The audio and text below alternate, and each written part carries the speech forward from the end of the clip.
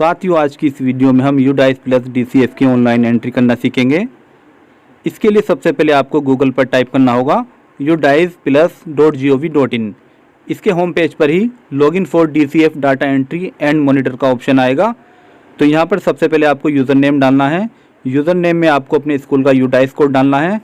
उसके बाद पासवर्ड और कैप्चा एंटर करके लॉगिन बटन पर क्लिक करना है। अगर आपको अपना पासवर्ड याद नहीं है तो फॉरगेट पासवर्ड पर जाकर आप अपना पासवर्ड रीसेट भी कर सकते हैं। जैसे ही आप यूज़र नेम, पासवर्ड और कैप्चा एंटर करके लॉगिन बटन पर क्लिक करते हैं तो UDICE प्लस में आप लॉगिन हो जाते हैं। यहाँ पर सबसे पहले आपको अपना नाम चेक करना है, मोबाइल नंबर, स्कूल का नाम और UDICE कोड चेक करना है। अगर ये डाटा आप अपने मोबाइल पर भर रहे हैं तो राइट साइड में 3 डॉट्स पर क्लिक करके इसे आप डेस्कटॉप साइट पर कर लें। डेस्कटॉप साइट पर करने के बाद आपको इसमें भरने में किसी तरह की कोई समस्या नहीं होगी। तो जैसे आप देख सकते हैं, हमने ऑलरेडी डेस्कटॉप साइट पर क्लिक कर रखा है। यहाँ पर 3 ऑप्शन है। सबसे पहला ऑप्शन है instruction for filling the DCF, second option है user manual for UDICE plus software और थर्ड ऑप्शन है click here to open DCF to fill the data. और राइट साइड में ब्लॉक MIS और डिस्ट्रिक्ट MIS के contact number दे रखे हैं। इस पर क्लिक करके आप ब्लॉक MIS और डिस्ट्रिक्ट MIS का नंबर प्राप्त कर सकते हैं। अगर आपको किसी भी तरह की कोई जानकारी लेनी है तो आप ब्लॉक MIS से संपर्क कर सकते हैं। DCF एंट्री को फिल करने के लिए हम DCF पर क्लिक करते हैं। जैसे ही हम DCF पर क्लिक करते हैं तो एक इम्पोर्टेंट मैसेज स्क्रीन पर शो होता है। इसमें लिखा है be ensure the following points before submitting data. तो यहाँ पर आपको school name, school category, lowest class and highest class, school management, अगर ये सारी डिटेल्स आपके यहाँ सही है तो ओके पर क्लिक करेंगे। अगर इन डिटेल में कोई भी मिस्टेक है तो आप ब्लॉक MIS से संपर्क करके करेक्शन करा सकते हैं। तो यहाँ पर हमारी सारी डिटेल सही है तो हम ओके पर क्लिक करते हैं। यहाँ पर अभी स्टेटस शो कर रहा है not certified, overall status not started. अभी तक हमने कोई एंट्री नहीं की है इसलिए यहाँ पर नॉट स्टार्टेड शो कर रहा है। लेफ़्ट साइड में ऑप्शन है सिलेक्ट लैंग्वेज, तो आप अपनी सुविधा के अनुसार हिंदी या इंग्लिश लैंग्वेज को सिलेक्ट कर सकते हैं। यहाँ पर कई सारे सेक्शन हैं। सेक्शन 1 है स्कूल प्रोफाइल, सेक्शन 2 है फिजिकल फैसिलिटीज़, सेक्शन 3 है teaching and non teaching staff, section 4 new admission, section 5 incentive, section 6 annual examination results और सेक्शन 8 है receipt, section 10 PGI and other indicators. उसके बाद download DCF and school report. तो ये detail आपको भरने के बाद इस फॉर्म को आपको डाउनलोड करना है और उसे चेक करना है। अगर सारी डिटेल सही है उसके बाद इसे सर्टिफाइड करना है। स्टेप बाय स्टेप सभी सेक्शन को आपको भरना है।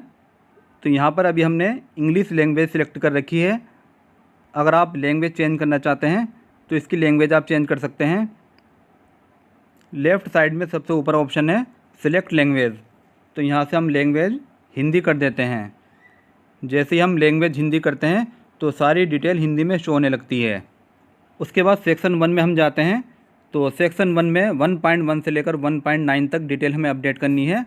तो यहाँ पर सबसे पहले स्थान का विवरण, इस पर हम क्लिक करते हैं। इस पर क्लिक करने के बाद स्कूल की सारी इन्फॉर्मेशन शो होने लगती है। स्कूल का नाम, ज़िले का नाम, स्कूल का पता, पिन कोड। तो अब 1.1 से लेकर 1.9 तक आपको चेक करना है। उसके बाद सबसे नीचे ऑप्शन है अगला, इस पर हम क्लिक करते हैं। क्लिक करने के बाद एक महत्वपूर्ण सूचना स्क्रीन पर शो होने लगती है। इस सूचना में लिखा है कृपया इस फॉर्म के साथ आगे बढ़ने से पहले निम्नलिखित विवरण अपडेट करें। तो अपडेट करने के लिए यहाँ क्लिक करें। तो यहाँ पर हमें स्कूल के प्रमुख विवरण अपडेट करने हैं। सबसे पहले हमें स्कूल के प्रमुख प्रभारी का प्रकार सिलेक्ट करना है। मान लीजिए आप हेड मास्टर हैं तो हेड मास्टर सिलेक्ट करेंगे। अगर आप असिस्टेंट हेड मास्टर हैं तो असिस्टेंट, आपकी जो भी डेजिग्नेशन है वो आपको सिलेक्ट करनी है। तो यहाँ पर हम सिलेक्ट करते हैं हेड मास्टर। उसके बाद स्कूल के प्रमुख का नाम, तो यहाँ पर हेड मास्टर का नाम लिखना है, हेड मास्टर का मोबाइल नंबर लिखना है, स्कूल की ईमेल आईडी, स्कूल की कोई वेबसाइट है तो वो भी आपको लिखना है, स्कूल का स्थापना वर्ष, स्कूल का जो भी स्थापना वर्ष है वो आपको लिखना है। उसके बाद सबसे नीचे ऑप्शन है जमा करें, इस पर क्लिक करना है।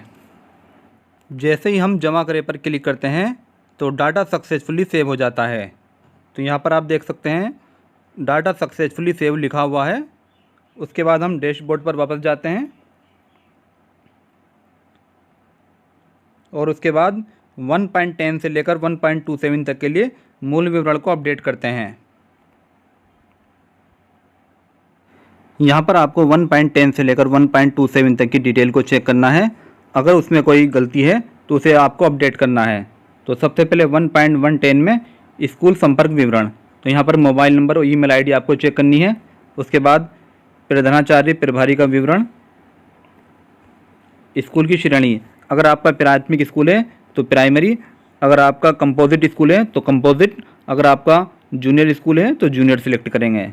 उसके बाद 1.13 में स्कूल में निम्नतम तथा उच्चतम कक्षाएं, जैसे प्राथमिक स्कूल में 1 से 5 तक होता है तो यहाँ पर हम 1 to 5 सिलेक्ट करेंगे।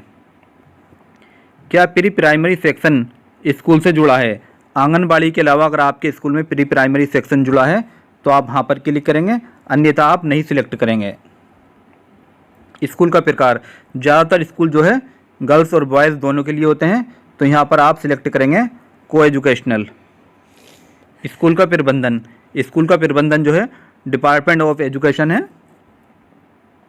उसके बाद 1.16 में प्रतिवादी विवरण, प्रतिवादी का मतलब जो भी स्कूल का हेड है या इंचार्ज है उसका प्रकार आपको यहाँ पर लिखना है और उसका नाम, उसका मोबाइल नंबर। 1.17 में कक्षा के अनुसार अनुभागों की संख्या, ज़्यादातर जो स्कूल हैं हमारे उसमें एक ही सेक्शन होता है एक क्लास के लिए, तो यहाँ पर हमें 1 ही लिखना है। जैसे पूर्व प्राथमिक में यहाँ पर हमें 0 लिखना है और क्लास 1 to 5 तक अगर आपके यहाँ एक ही सेक्शन है तो सभी जगह एक ही लिखना है। अगर आपके यहाँ 2 सेक्शन चलते हैं, मान लीजिए आपके कक्षा 6 की क्लास है, वहाँ पर आपके 2 सेक्शन चलते हैं तो आपको उस क्लास के सामने 2 लिखना है। वैसे ज़्यादातर एक ही होता है। उसके बाद 1.18 में स्कूल का स्थापना वर्ष, 1.19 में स्कूल को मान्यता मिलने का वर्ष, तो आपके स्कूल को जिस सत्र में मान्यता मिली वो आपको यहाँ पर लिखना है। उसके बाद 1.21 में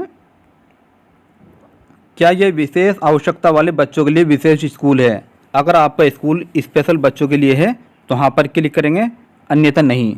वैसे ज़्यादातर स्कूल जो है नॉर्मल बच्चों के लिए होते हैं, कुछ स्कूल ही स्पेशल होते हैं।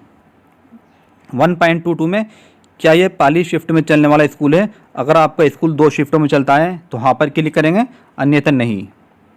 1.23 में क्या स्कूल समय के बाद स्कूल में कोई कौशल प्रशिक्षण केंद्र चलता है? अगर कोई प्रशिक्षण आपके स्कूल में चलता है हाँ तो यहाँ पर क्लिक करेंगे, अन्यथा नहीं। 1.24 में क्या यह आवासीय स्कूल है? तो अगर आपका स्कूल आवासीय है तो रेजिडेंशियल पर क्लिक करेंगे, अन्यथा नॉन रेजिडेंशियल पर क्लिक करेंगे।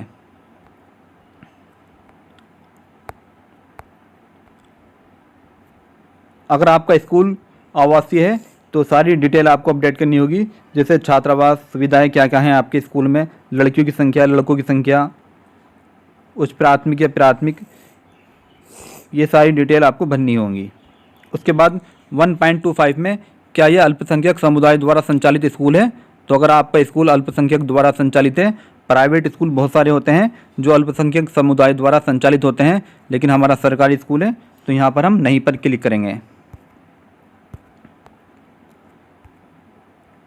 उसके बाद सबसे नीचे ऑप्शन है जमा करें और अगला, तो यहाँ पर आप जो भी डिटेल भरते जाएंगे वो आप सेव करते जाएंगे। सेव करने के बाद क्या होगा, अगर आप बीच में एक वर्ग छोड़ भी देंगे तो यहाँ पर आपका डाटा सेव हो जाएगा। जमा करें पर क्लिक करते ही हमारा डाटा सेव हो जाता है। उसके बाद हम फिर डैशबोर्ड पर वापस जाते हैं। जैसे ही हम डैशबोर्ड पर वापस जाते हैं तो 1.10 से लेकर 1.27 तक के कॉलम में यहाँ पर लिखा है प्रपत्र की स्थिति पूर्ण, तो यहाँ पर हमने डाटा इसे पूर्ण कर लिया है। अगर आप इसमें करेक्शन करना चाहते हैं तो इसमें करेक्शन भी कर सकते हैं। जब तक आप इसे फाइनल सबमिट नहीं करेंगे तब तक आप इसे करेक्शन कर सकते हैं। हम 1.28 से लेकर 1.40 तक की डिटेल अपडेट करते हैं। 1.28 में लिखा है क्या अधिकांश छात्रों को प्राथमिक स्तर पर उनकी मातृभाषा में पढ़ाया जाता है? तो अगर आपके स्कूल में मातृभाषा में पढ़ाया जाता है तो यहाँ पर क्लिक करेंगे, अन्यथा नहीं पर। 1.29 में स्कूल में पढ़ाने का माध्यम, तो स्कूल में पढ़ाने का जो भी माध्यम है वो आपको यहाँ पर लिखना है। हिंदी मीडियम के जितने भी स्कूल हैं वो हिंदी सिलेक्ट करेंगे और अंग्रेजी मीडियम के जितने भी स्कूल हैं वो अंग्रेजी सिलेक्ट करेंगे। 1.30 में विषय के रूप में पढ़ाई गई भाषा, तो विषय के रूप में जो भी भाषा है, चाहे वो हिंदी हो, उर्दू हो, अंग्रेजी हो, वो डिटेल आपको यहाँ पर लिखनी है। 1.33 में नज़दीकी सरकारी सहायता प्राप्त स्कूल से स्कूल की दूरी। 1.34 में क्या स्कूल तक सभी मौसम में पहुँचने योग्य सड़क है। अगर स्कूल तक पहुँचने योग्य सड़क है तो हाँ पर क्लिक करेंगे, अन्यथा नहीं पर। उसके बाद शिक्षण दिवसों की संख्या गत शैक्षिक वर्ष 2020-21, तो यहाँ पर गत वर्ष लिखा है, तो 2020-21 के अनुसार आपको शिक्षण दिवसों की संख्या लिखनी है। 1.36 में बच्चों के लिए औसत स्कूल समय, तो बच्चों के लिए जो स्कूल औसत समय है वो आपको यहाँ पर लिखना है। 1.37 में अध्यापकों के लिए औसत कार्य समय, तो अध्यापकों के लिए जो भी औसत कार्य समय है आपके स्कूल का वो आपको यहाँ पर लिखना है। 1.38 में क्या स्कूल में सतत व्यापक मूल्यांकन CCE लागू किया जा रहा है, तो अगर आपके स्कूल में CCE लागू किया जा रहा है तो हाँ पर क्लिक करेंगे, अन्यथा नहीं पर। उसके बाद 1.39 में शैक्षिक सत्र कब शुरू होता है, तो ज़्यादातर जो शैक्षिक सत्र स्टार्ट होता है वो अप्रैल माह में स्टार्ट होता है, तो यहाँ पर आपको अप्रैल लिखना है। उसके बाद सबसे नीचे ऑप्शन है जमा करें, तो यहाँ पर हम जमा करें पर क्लिक करते हैं। जमा करें पर क्लिक करते ही हमारा डाटा सेव हो जाता है। उसके बाद हम डैशबोर्ड पर वापस जाते हैं,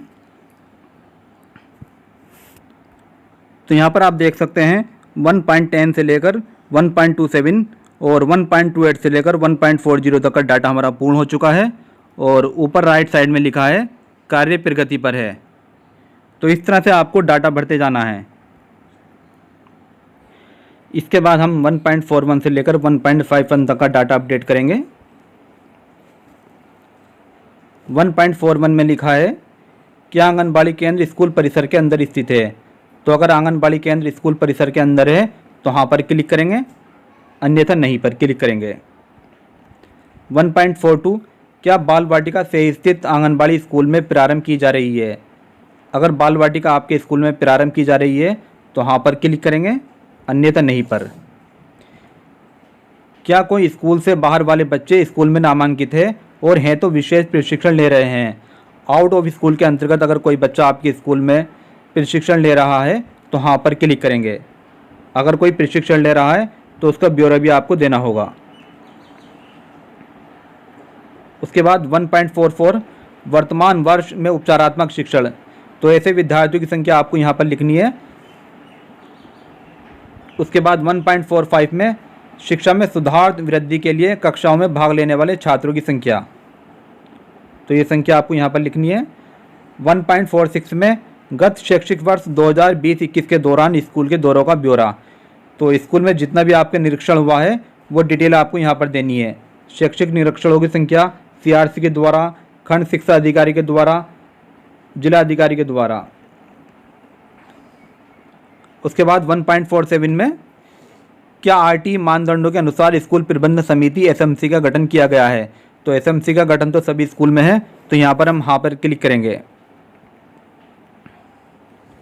1.48 में क्या स्कूल निर्माण समिति का गठन किया गया है, तो अगर कोई गठन किया गया है स्कूल निर्माण समिति का तो हाँ पर क्लिक करेंगे। उसके बाद 1.49 में क्या स्कूल में बहुकक्षा कक्ष हैं, तो अगर स्कूल में कोई बहुकक्षा कक्ष है तो हाँ पर क्लिक करेंगे। 1.50 में क्या स्कूल किसी स्कूल परिसर का भाग है, अगर स्कूल किसी दूसरे स्कूल का एक भाग है। बहुत सारे स्कूल ऐसे होते हैं जहाँ पर एक ही परिसर के अंदर 2 स्कूल संचालित किए जा रहे हैं, तो ऐसे स्कूल में हाँ पर क्लिक करना है। 1.51 में है क्या स्कूल परिसर के लिए हब स्कूल है, तो अगर ऐसा कोई मैटर है तो हाँ पर क्लिक करेंगे, अन्यथा नहीं पर। उसके बाद लास्ट में इसे डाटा को सेव करेंगे। तो इसके बाद हम 1.52 को देखते हैं। 1.52 TLM और पाठ्य पुस्तकों से संबंधित है। तो इसमें सबसे पहला पॉइंट है क्या निःशुल्क पाठ्य पुस्तकों का एक पूरा सेट प्राप्त हुआ, तो अगर निःशुल्क पाठ्य पुस्तकों का सेट प्राप्त हुआ तो यहाँ पर क्लिक करेंगे। उसके बाद आपको यहाँ पर डेट बतानी होगी, किस डेट में ये निःशुल्क पाठ्य पुस्तकों का सेट प्राप्त हुआ था। नेक्स्ट पॉइंट है, क्या प्रत्येक ग्रेड के लिए TLM उपलब्ध है? तो TLM उपलब्ध है, तो यहाँ पर क्लिक करेंगे। उसके बाद यदि हाँ तो भाषा के लिए मुख्य TLM प्रदान करने वाले बच्चों की संख्या, तो यहाँ पर आपको भाषा और गणित के बच्चों की संख्या लिखनी है। उसके बाद क्या स्कूल को गत शैक्षणिक वर्ष 2020-21 में श्रेणीबद्ध सप्लीमेंट्री सामग्री प्राप्त हुई? तो अगर सप्लीमेंट्री सामग्री प्राप्त हुई तो यहाँ पर क्लिक करेंगे। तो ये सारी डिटेल आपको भरनी है अपने स्कूल के अनुसार। उसके बाद लास्ट में ऑप्शन है, क्या प्रत्येक ग्रेड के लिए खेल सामग्री और खेल उपकरण उपलब्ध है? तो अब तो खेल सामग्री के लिए सभी स्कूल में पैसा आता है, तो यहाँ पर हम हाँ पर क्लिक करेंगे। उसके बाद नीचे जमा पर क्लिक करके इस डाटा को सेव करेंगे। 1.53 स्कूल परफॉर्मेंस इंडिकेटर से संबंधित है, तो स्कूल के अनुसार ये डिटेल आपको भरनी है।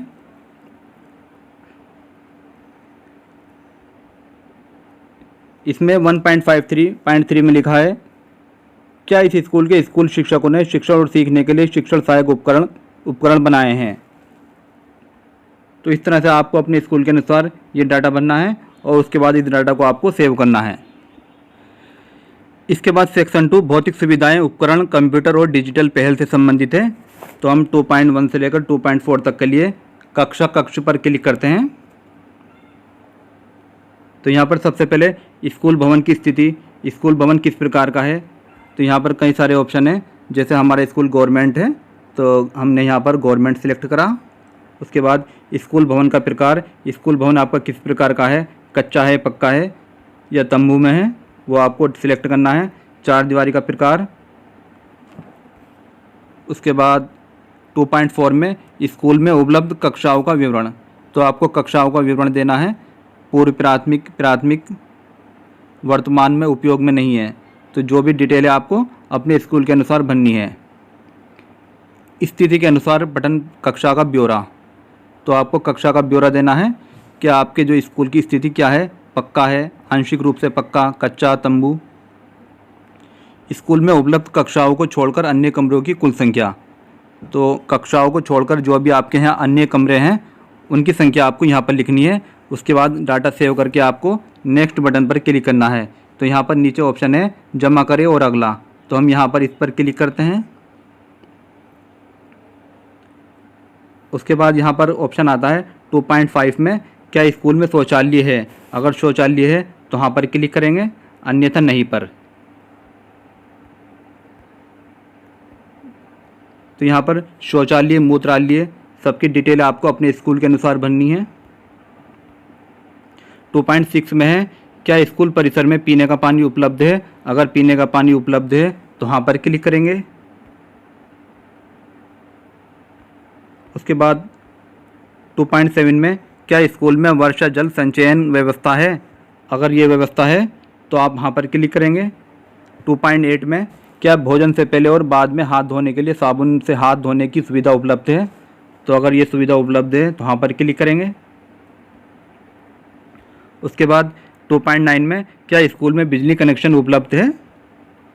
तो अगर आपके स्कूल में बिजली कनेक्शन है तो वहाँ पर क्लिक करेंगे। 2.10 में, क्या स्कूल में पुस्तकालय की सुविधा या कॉर्नर, रीडिंग कॉर्नर है? तो अगर रीडिंग कॉर्नर या पुस्तकालय है तो वहाँ पर क्लिक करेंगे। इसी तरह 2.11 में, क्या स्कूल सुविधाओं के विस्तार के लिए भूमि उपलब्ध है? अगर आप अपने स्कूल में अन्य सुविधा चाहते हैं, उसके लिए अगर आपके पास भूमि है तो वहाँ पर क्लिक करेंगे। क्या स्कूल में खेल के मैदान की सुविधा उपलब्ध है? अगर आपके यहाँ खेल का मैदान है तो उपलब्ध है, तो वहाँ पर क्लिक करेंगे। 2.13 में, क्या गत शैक्षणिक वर्ष 2020-21 में छात्रों का स्वास्थ्य परीक्षण किया गया? अगर आपके स्कूल में स्वास्थ्य परीक्षण किया गया है तो वहाँ पर क्लिक करेंगे। उसके बाद 2.14 में, क्या विकलांग बच्चों के लिए स्कूल की इमारत तक पहुँचने के लिए रैंप मौजूद है? तो अगर विकलांग बच्चों के लिए आपके स्कूल में रैंप है तो वहाँ पर क्लिक करेंगे। उसके बाद 2.15 में, क्या स्कूल में विशेष शिक्षक है? तो अगर आपके स्कूल में कोई विशेष शिक्षक है तो वहाँ पर क्लिक करेंगे। क्या स्कूल में सब्जी का बाग उपलब्ध है? अगर आपके स्कूल में सब्जी का बाग उपलब्ध है तो वहाँ पर क्लिक करेंगे। क्या स्कूल में रसोई का शेड उपलब्ध है? तो अगर आपके स्कूल में रसोई शेड है तो यहाँ पर क्लिक करेंगे। 2.17 में क्या स्कूल में अपशिष्ट एकत्र करने हेतु कूड़ेदान है, तो अगर आपके यहाँ वेस्ट को एकत्र करने के लिए कूड़ेदान है तो यहाँ पर क्लिक करेंगे। 2.18 में क्या स्कूल में विद्यार्थियों के लिए फर्नीचर है, तो यहाँ पर आपको फर्नीचर की स्थिति बतानी है। अगर बच्चों के लिए फर्नीचर है तो यहाँ पर क्लिक करेंगे। उसके बाद डाटा सेव करने के लिए जमा करें पर क्लिक करेंगे और नेक्स्ट बटन पर क्लिक करेंगे।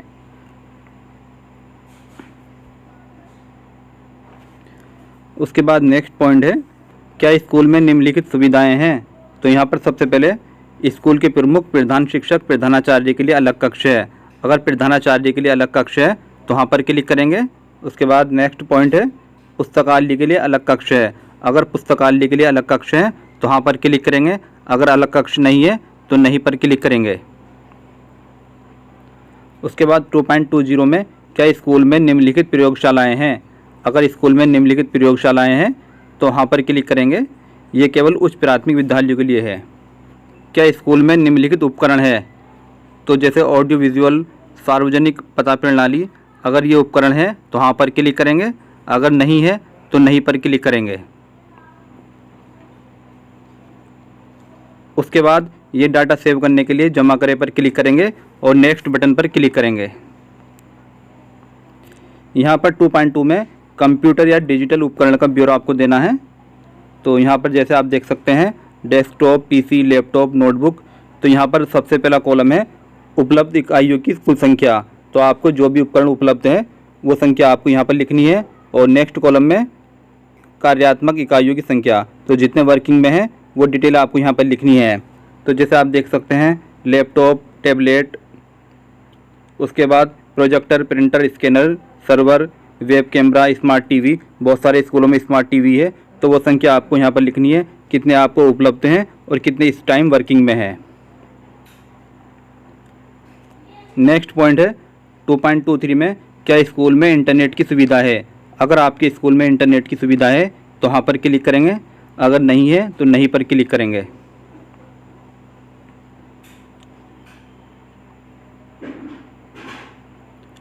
उसके बाद 2.24 में क्या स्कूल में निम्नलिखित सुविधाएं हैं, तो इन सुविधाओं के बारे में आपको बताना है। छात्रों के लिए कंप्यूटर लैब, अगर कंप्यूटर लैब है तो वहाँ पर क्लिक करेंगे। अगर नहीं है तो नहीं पर क्लिक करेंगे। इस तरह से सारी डिटेल आपको भरनी है। 2.25 में क्या स्कूल में डिजिटल लाइब्रेरी है, अगर स्कूल में डिजिटल लाइब्रेरी है तो वहाँ पर क्लिक करेंगे। अगर नहीं है तो नहीं पर क्लिक करेंगे। उसके बाद 2.26 में क्या शिक्षण के लिए आईसीटी आधारित उपकरणों का उपयोग किया जा रहा है, तो अगर आईसीटी उपकरणों का उपयोग किया जा रहा है तो वहाँ पर क्लिक करेंगे। अगर नहीं किया जा रहा है तो नहीं पर क्लिक करेंगे। उसके बाद इस डाटा को हम सेव करेंगे। तो सेव करने के लिए हम जमा करें पर क्लिक करते हैं। जमा करें पर क्लिक करते ही ये डाटा सेव हो जाता है। उसके बाद हम डैशबोर्ड पर वापस जाते हैं।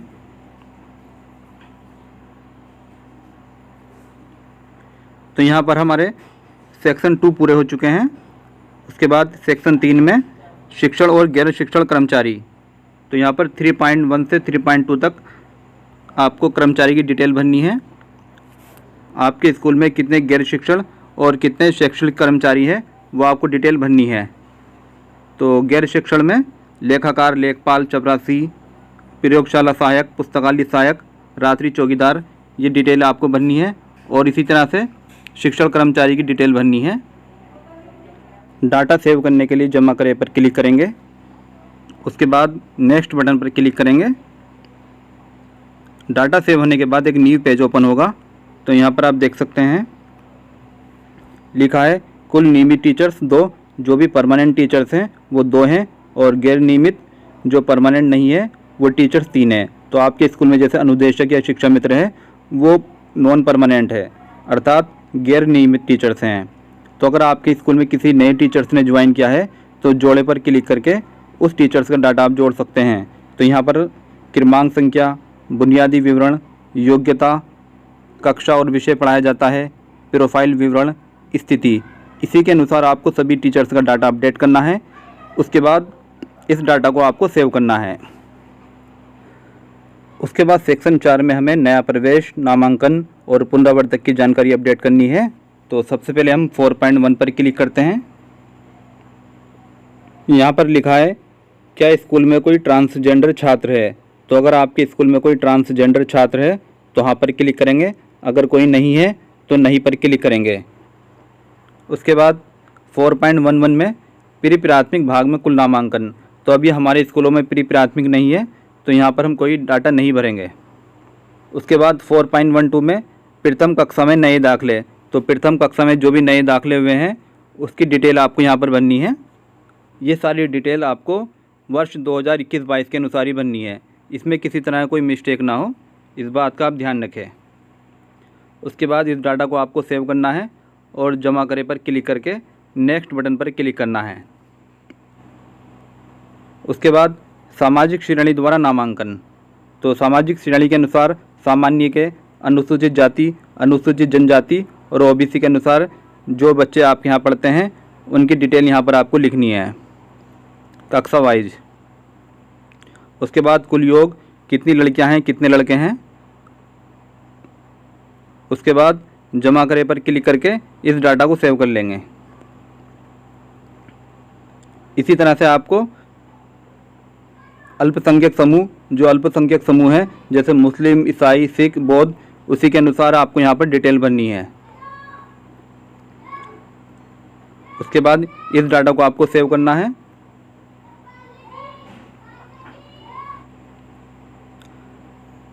उसके बाद आयु के अनुसार आपको छात्रों की डिटेल भरनी है और इस डाटा को आपको सेव करना है। उसके बाद 4.4 में वर्तमान शैक्षणिक सत्र 2021-22 सत्र में कक्षा अनुसार नामांकन। तो कक्षा अनुसार कितना नामांकन हुआ है वो डिटेल आपको भरनी है। तो आपके यहाँ जिस माध्यम के बच्चे पढ़ते हैं, मान लीजिए आपके यहाँ हिंदी माध्यम के बच्चे पढ़ते हैं तो उनकी डिटेल आपको यहाँ पर भरनी है। उसके बाद कुल कितने लड़के हैं, कुल कितनी लड़कियां हैं और ट्रांसजेंडर, ये डिटेल भर के आपको सेव करनी है। उसके बाद 4.5 में वर्तमान शैक्षणिक सत्र 2021-22 सत्र में कक्षा के अनुसार पुनरावर्तक रिपीटर्स। तो अगर आपके यहाँ कोई रिपीटर्स है तो वो डिटेल आपको यहाँ पर भरनी है और उसका डाटा सेव करके नेक्स्ट बटन पर क्लिक करना है। उसके बाद 4.6 में विशेष आवश्यकता वाले बच्चों के लिए ग्रेड द्वारा नामांकन। तो अगर विशेष आवश्यकता वाले कोई बच्चे आपके स्कूल में पढ़ते हैं तो उनकी डिटेल आपको यहाँ पर भरनी है, जैसे अल्पदृष्टि। तो जो भी इस तरह के बच्चे हैं उनका डाटा आपको भरना है।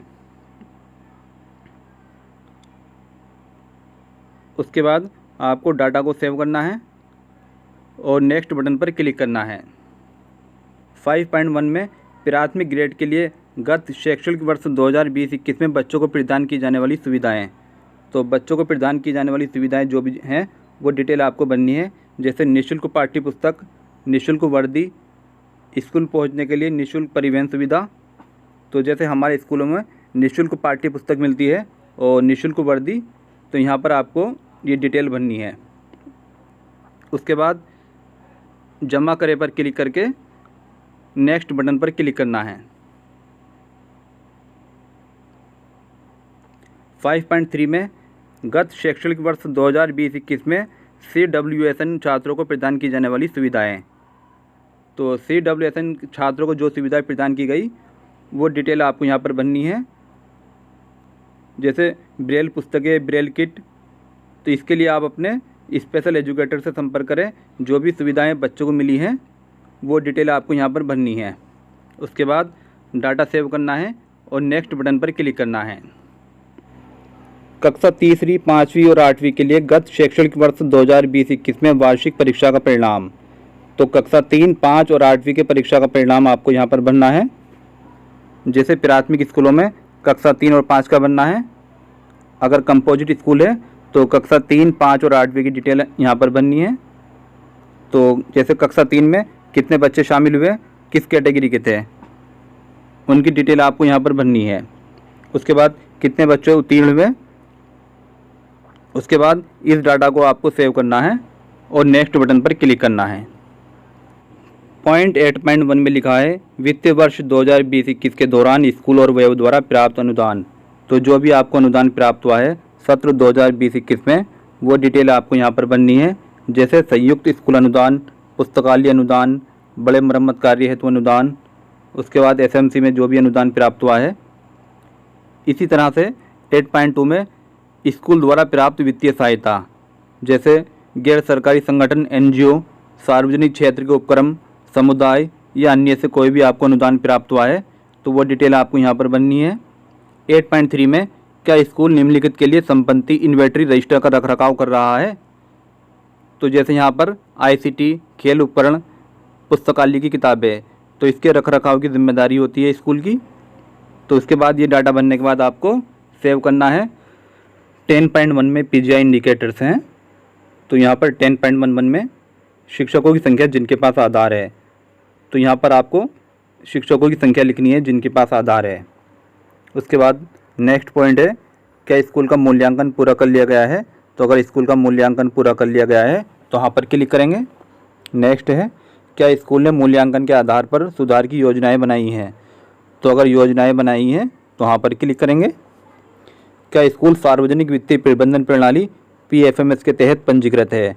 तो अभी जितनी भी राशि SMC अकाउंट में प्राप्त होती है वो PFMS के थ्रू ही प्राप्त होती है। तो यहाँ पर क्लिक करेंगे। उसके बाद 10.21 में क्या स्कूल को फिट इंडिया स्कूल के रूप में प्रमाणित किया गया है। तो अगर फिट इंडिया के रूप में प्रमाणित किया गया है तो यहाँ पर क्लिक करेंगे। 10.22 में क्या स्कूल प्रत्येक शिक्षार्थी को सहकर्मी स्वयं शिक्षक मूल्यांकन के आधार पर समग्र रिपोर्ट कार्ड प्रदान कर रहा है। तो अगर रिपोर्ट कार्ड प्रदान कर रहा है तो यहाँ पर क्लिक करेंगे। उसके बाद नेक्स्ट है, क्या आपका स्कूल अनुकरणीय स्कूल है।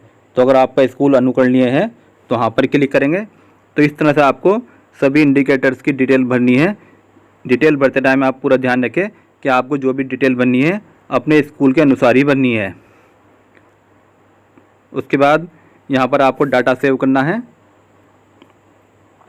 डेटा सेव करने के बाद हम डैशबोर्ड पर वापस जाते हैं। जैसे ही आपके सभी सेक्शन कंप्लीट हो जाते हैं तो इसकी स्थिति के सामने ग्रीन अक्षर में पूर्ण लिखा हुआ आ जाता है। आप ये देख सकते हैं सभी सेक्शन के सामने पूर्ण लिखा हुआ है। तो इस तरह से आपको डाटा ये कंप्लीट करना है। अगर आपको किसी भी डाटा में कोई करेक्शन करना है तो आप करेक्शन भी कर सकते हैं। तो करेक्शन करने के लिए नॉर्मली आपको उस सेक्शन के ऊपर क्लिक करना है और आपको करेक्शन करके दोबारा सेव करना है। उसके बाद इसमें लास्ट में ऑप्शन है DCF और स्कूल रिपोर्ट डाउनलोड करें। तो आपको स्कूल रिपोर्ट और DCF रिपोर्ट डाउनलोड करनी है, उसे अच्छी तरह से चेक करना है। अगर कोई मिस्टेक है तो आप करेक्शन कर सकते हैं।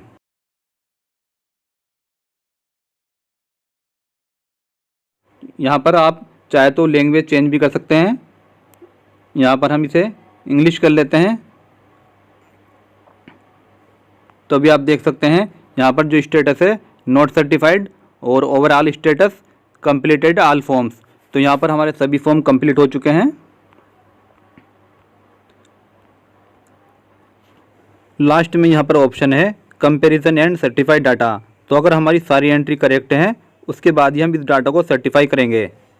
तो यहाँ पर हमारी सभी एंट्री करेक्ट हैं तो हम क्लिक करते हैं सर्टिफाइड डाटा पर। उसके बाद यहाँ पर data comparison and critical indicators.